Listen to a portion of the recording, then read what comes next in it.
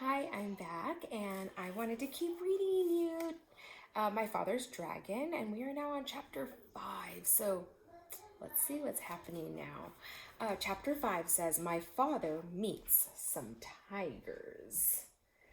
Ooh, let's see what he finds. The river was very wide and muddy, and the jungle was very gloomy and dense. The trees grew close to each other, and what room there was between them was taken up by great high ferns with sticky leaves. My father hated to leave the beach, but he decided to start along the riverbank where at least the jungle wasn't quite so thick. He ate 3 tangerines, making sure to keep all the peels this time, and put on his rubber boots. My father tried to follow the riverbank, but it was very swampy, and as he went further, the swamp became deeper. When it was almost as deep as his boot tops, he got stuck in the oozy, mucky mud. My father tugged and nearly pulled his boots right off. But at last he managed to wade to a drier place. Here, the jungle was so thick that he could hardly see where the river was. He unpacked his compass and figured out the direction he should walk in order to stay near the river. But he didn't know that the river made a very sharp curve away from him just a little way beyond. And so as he walked straight ahead, he was getting farther and farther away from the river. It was very hard to walk in the jungle. The sticky leaves of the ferns caught at my father's hair, and he kept tripping over roots and rotten logs. Sometimes the trees were clumped so closely together that he couldn't squeeze between them and had to walk a long way around. He began to hear whispery noises, but he couldn't see any animals anywhere. The deeper into the jungle he went, the surer he was that something was following him. And then he thought he heard whispery noises on both sides of him as well as behind. He tried to run, but he tripped over more roots and the noises only came nearer. Once or twice, he thought he heard something laughing at him. At last, he came out into a clearing and ran right into the middle of it so that he could see anything that might try to attack him.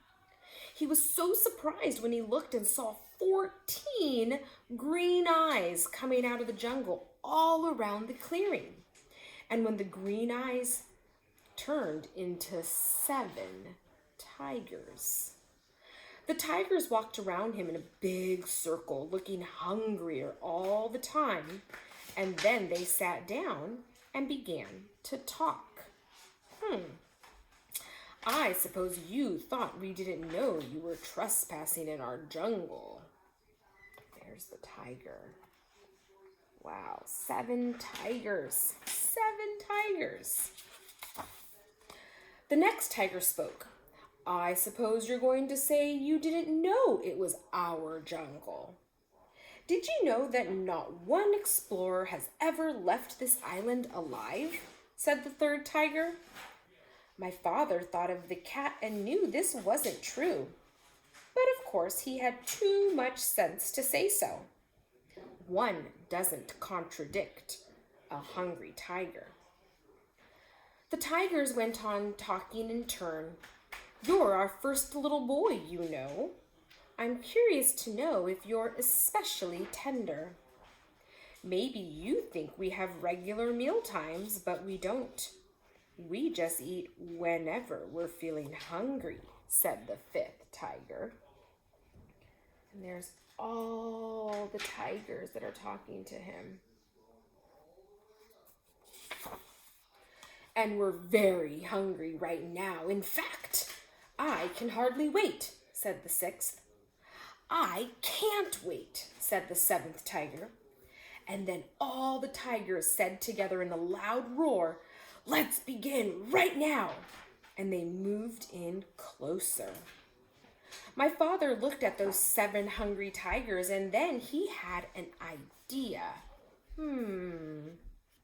He quickly opened his knapsack and took out the chewing gum.